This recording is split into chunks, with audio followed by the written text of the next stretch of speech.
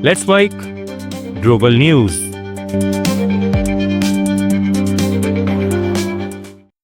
नमस्कार, let's mic global news में आपका स्वागत है। मैं हूं राखी जैन। रूसी राष्ट्रपति व्लादिमीर पुतिन 4 दिसंबर को 2 दिवसीय भारत दौरे पर आएंगे। 2022 में यूक्रेन जंग शुरू होने के बाद ये उनकी पहली भारत यात्रा है। पुतिन 23वीं भारत रूस समिट में भाग लेंगे। ये भारत और रूस के बीच होने वाली सालाना बैठक का हिस्सा है। हर साल दोनों देश बारी बारी से इस बैठक की मेजबानी करते हैं। इस बार भारत की बारी है। समिट के दौरान पुतिन पीएम नरेंद्र मोदी से मुलाकात करेंगे। इस दौरान दोनों नेता क्रूड ऑयल डील के साथ S-400 मिसाइल सिस्टम खरीद और फ्री ट्रेड एग्रीमेंट पर बात कर सकते हैं। राष्ट्रपति द्रौपदी मुर्मू पुतिन के सम्मान में स्टेट डिनर देंगी। रूसी तेल खरीद की वजह से अमेरिका ने भारत के निर्यात पर 25% एक्स्ट्रा टैरिफ लगा रखा है, जिससे भारत 50% टैरिफ झेल रहा है। अमेरिका का कहना है इससे रूस को यूक्रेन युद्ध जारी रखने में मदद मिल रही है। अमेरिकी राष्ट्रपति डोनाल्ड ट्रंप ने कहा है कि वो थर्ड वर्ल्ड कंट्रीज से आने वाले शरणार्थियों को हमेशा के लिए रोक देंगे, ताकि अमेरिका फिर से मजबूत हो सके। थर्ड वर्ल्ड कंट्रीज का कोई कानूनी मतलब नहीं है, लेकिन आमतौर पर इसका इस्तेमाल अफ्रीका, एशिया, लैटिन अमेरिका और मिडिल ईस्ट के उन देशों के लिए होता है जो लो इनकम या फिर लोअर मिडिल इनकम कैटेगरी में आते हैं।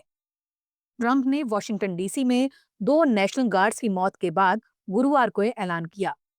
उन्होंने इस हमले को शरणार्थियों से जोड़कर बताया।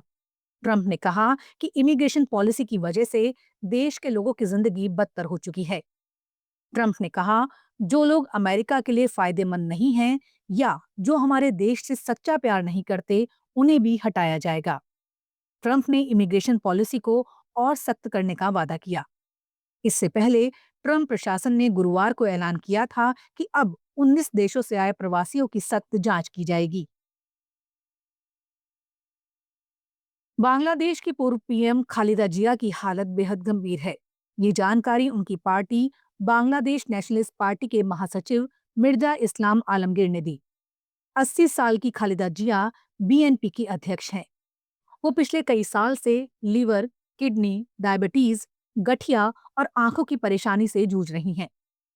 आलमगीर ने कहा, कल रात डॉक्टरों ने बताया कि उनकी शारीरिक स्थिति बेहद गंभीर है। हमने 23 नवंबर को उन्हें अस्पताल में भर्ती कराया। उन्हें सीने में इन्फेक्शन हो गया था, जिसका असर उनके दिल और फेफड़ों पर पड़ा। आलमगीर ने कहा कि खालिदा जिया की जल्द सेहत सुधार के लिए शुक्रवार की नमाज के बाद विशेष दुआओं का आयोजन किया जाएगा। हम प्रार्थना करते हैं कि वो ठीक होकर वापस आएं और देश के लिए फिर से काम कर सकें। संयुक्त अरब अमीरात ने पाकिस्तान के नागरिकों को वीजा देना बंद कर दिया है। ये जानकारी पाक गृह मंत्रालय के अधिकारी सलमान चौधरी ने दी है। हालांकि जिन लोगों के पास ब्लू और डिप्लोमेटिक पासपोर्ट हैं, उन्हें अभी वीजा जारी किया जा रहा है। पाकिस्तानी अखबार डॉन ने ट्रेवल एजेंटों के हवाले से बताया है कि पहली बार और सिंगल एंट्री वीजा के 70 से 80% आवेदन रिजेक्ट हो रहे हैं। हालांकि जिन लोगों के परिवार यूएई में रहते हैं, उन्हें वीजा मिलने की संभावना ज्यादा है। डॉन की रिपोर्ट के मुताबिक लाहौर के रहने वाले 28 साल के नदीम पहली बार घूमने के लिए दुबई जाना चाहते थे, लेकिन उनका वीजा 2 बार रिजेक्ट हो गया। ट्रेवल एजेंसी ने वजह बताई कि 40 साल से कम उम्र वाले लोगों की जांच ज्यादा हो रही है। रूस से चल रही जंग के बीच यूक्रेन के दूसरे सबसे ताकतवर शख्स और चीफ ऑफ स्टाफ एंड्री एंड्रियेमाक के घर पर एंटी करप्शन एजेंसियों ने छापेमारी की है। जांच एजेंसियों ने यूक्रेन में 800 करोड़ रुपए के भ्रष्टाचार का खुलासा किया है। यूक्रेन की राष्ट्रीय भ्रष्टाचार निरोधक एजेंसी और एसएपी ने येरमाक के अपार्टमेंट की तलाशी ली है। एजेंसियों ने कहा कि ये कार्रवाई अदालत की अनुमति से की गई है। हालांकि अब तक जेलेंस्की या येरमाक पर किसी भी गलत काम का आरोप नहीं लगा है। येरमाक को जेलेंस्की का सबसे भरोसेमंद सलाहकार माना जाता है। घोटाले के बाद जेलेंस्की सरकार ने अब तक 2 मंत्रियों को बर्खास्त किया है। कई आरोपियों को गिरफ्तार किया जा चुका है। एक प्रमुख कारोबारी और जेलेंस्की के पुराने सहयोगी तिमुर मिंडिश देश छोड़कर भाग चुके हैं। ग्लोबल न्यूज में फिलहाल इतना ही। देखते रहिए, सुनते रहिए। लेट्स माइक। नमस्कार।